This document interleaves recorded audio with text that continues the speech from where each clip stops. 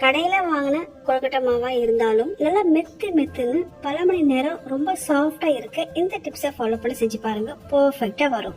கொழுக்கட்டைக்கு மேல் மாவு ரெடி பண்றதுக்கு நம்ம எவ்வளவு அரிசி மாவு எடுக்கிறோமோ அதுல 1/4 பங்கு அளவுக்கு மைதா மாவு அல்லது கோதுமை மாவு சேர்த்துட்டு கொஞ்சமா தண்ணி விட்டு நல்லா கரைச்சி எடுத்துக்கணும். அடி கனமான ஒரு வானல்ல 1 கப் அரிசி மாவுக்கு 1.5 கப் அளவு தண்ணி ஊத்தி கொஞ்சமா உப்பு 1 ஸ்பூன் நெய் சேர்த்து நல்லா கொதி வரும்போது லோ ஃபிளேம்ல வச்சுட்டு கரைச்ச மைதா மாவு சேர்த்து கிண்டிட்டே இருக்கும் போது அரிசி மாவு சேர்த்து கிண்டுறப்ப கட்டி தட்டாம இருக்கும். மாவும் கிண்டுறதுக்கு ஈஸியா இருக்கும். 2 நிமிஷம் தான். ஸ்டவ் ஆஃப் பண்ணிட்டு அப்படியே ஒரு மூடி வச்சிருங்க. இப்ப கடாயில கொஞ்சமா நெய், தேங்காய் துருவல், வெல்லம், வறுத்து பொடிச்ச எள்ளு, வேர்க்கடலை பொடி எல்லாத்தையும் ஒன்னா சேர்த்து கிண்டுனா நம்மளுடைய பூரணம் ரெடி. மைதா மாவு சேர்க்கறதுனால எலாஸ்டிக் தன்மையோட நல்லா விரிஞ்சு கொடுக்கும். விரிசல் வராது. மாவு நல்லா பூவாட்ட சாஃப்டா இருக்கும். விருப்பமான ஷேப்ல கொழுக்கட்டை ரெடி பண்ணி பூரணம் வச்சு வேக வச்சு எடுத்தா சாஃப்டான கொழுக்கட்டை ரெடி.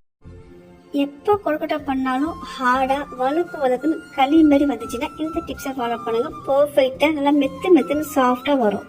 அதுக்கு 1 கிளாஸ் அளவுக்கு இட்லி அரிசி தண்ணி ஊற்றி நல்லா ஒரு 1 ஹவர் பக்கம் ஊற வச்சு எடுத்துக்கணும். ஊற வச்சு அந்த அரிசியை தண்ணியை ஈர்த்துட்டு மிக்ஸி ஜாரில் சேர்த்துட்டு வாசனைக்கு 4 ஏலக்காய், அதே கிளாஸ்ல 3/4 பங்களுக்கு வெல்லம் சேர்த்து நைஸா அரைக்காம கொரப்பா அரைச்சு எடுத்துக்கணும். அடிக்கடமான ஒரு வானல் எடுத்துக்கோங்க. இதுல கொஞ்சமா நெய் விட்டு 1 டேபிள் ஸ்பூன் பாசிப்பருப்பு, 2 டேபிள் ஸ்பூன் அளவுக்கு தேங்காய் துருவல் சேர்த்து நல்லா வறுத்துட்டு அந்த கிளாஸ்லயே 2 கிளாஸ் அளவுக்கு தண்ணி கொஞ்சமா உப்பு சேர்த்து நல்லா கொதி வரும்போது நம்ம அரைச்சு வச்சிருக்க அந்த அரிசி மாவு இருக்குல்லையே அதை கொட்டி மிதமான ஹீட்ல வச்சு நல்லா கை எடுக்காம கிண்டி கொடுத்துட்டே இருங்க. இந்த அளவுக்கு கெட்டியானதும் ஸ்டவ் ஸ்விட்ச் ஆஃப் பண்ணிட்டு மூடி வச்சிருங்க. 10 நிமிஷம் டிஸ்டர்ப் பண்ண வேண்டாம். கை பொறுக்கிற அளவுக்கு சூடு ஆறுனதுக்கு அப்புறமா கையில மாவு விட்டது அளவுக்கு நெய் சேர்த்து மாவு நல்லா சாஃப்டா பிசைஞ்சிட்டு பிடிச்சி நம்ம இட்லி பான்ல வச்சு 10 நிமிஷம் கிட்ட வேக வச்சு எடுத்தா செம்ம சாஃப்டான மெத்துன்னு புழுங்கல் அரிசி கொழுக்கட்டை. டேஸ்ட் ரொம்ப நல்லா இருக்கும்.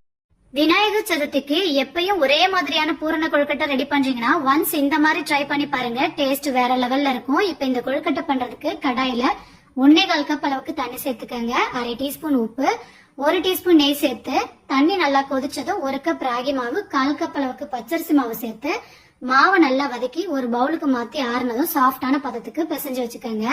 இப்ப ஸ்டஃபிங்க்கு 1/2 கப் அளவுக்கு பொடிச்ச வெல்லம், 1/4 கப் தண்ணி சேர்த்து வெல்லம் கரைஞ்சதும் 1 கப் அளவுக்கு தேங்காய் துருவல், 2 டேபிள் ஸ்பூன் பொட்டுக்கடலை மாவு, 1 டீஸ்பூன் ஏலக்காய் தூள், 1 டீஸ்பூன் நெய் சேர்த்து நல்லா வதக்கி ஆறுனதும் உருண்டை பிடிச்சு வச்சுக்கோங்க. இப்ப நம்ம கொழுக்கட்டை ரெடி பண்ணிக்கலாம். அச்சில நெய் தடவிட்டு கொஞ்சமா மாவு உள்ள வச்சு நல்லா அழுத்தி விட்டுருங்க.